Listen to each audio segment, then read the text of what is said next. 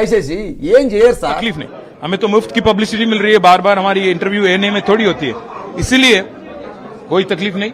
जितने भी बार बुलाएंगे जाएंगे और जवाब उनका देंगे और पूछेंगे भी उनसे।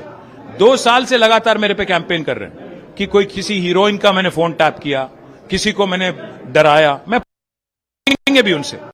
2 साल से लगातार मेरे पे कैंपेन कर रहे हैं कि कोई किसी हीरोइन का मैंने फोन टैप किया, किसी को मैंने डराया। मैं पूछना चाहता हूं, मुझे सबूत दीजिए किसका मैंने फोन टैप किया।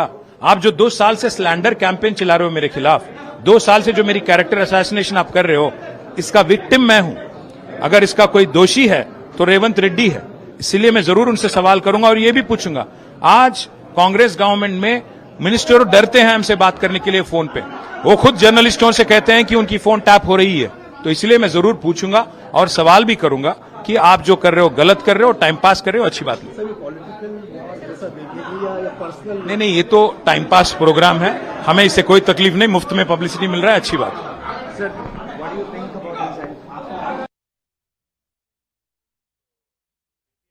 ఏన్నైతే మాట్లాడుతూ ఇది ఒక టైంపాస్ వ్యవహారం, ఫ్రీ పబ్లిసిటీ వస్తుంది, మాకు పిలిస్తే వెళ్తాము, ఇంటర్వ్యూలు ఇస్తాము, నేనే తిరిగి సిట్ని ప్రశ్నిస్తాను అంటున్నారు. అంటే 2 ఏళ్ల నుంచి నా మీద తప్పుడు ప్రచారాలు ఎందుకు చేస్తున్నారు, నేను హీరోయిన్ల ఫోన్లు ట్యాప్ చేశాను మీరు ఎట్లా చెప్తున్నారు, మీ దగ్గర ఆధారాలు ఏమున్నాయి, అలాగే మేము సింగరేణి అంశం గురించి మాట్లాడాం కాబట్టి మీకు ఎవరు చెప్పి మమ్మల్ని పిలవమన్నారు అని తిరిగి నేనే ప్రశ్నిస్తాను సిట్నని కేటీఆర్ మాట్లాడుతున్నారు.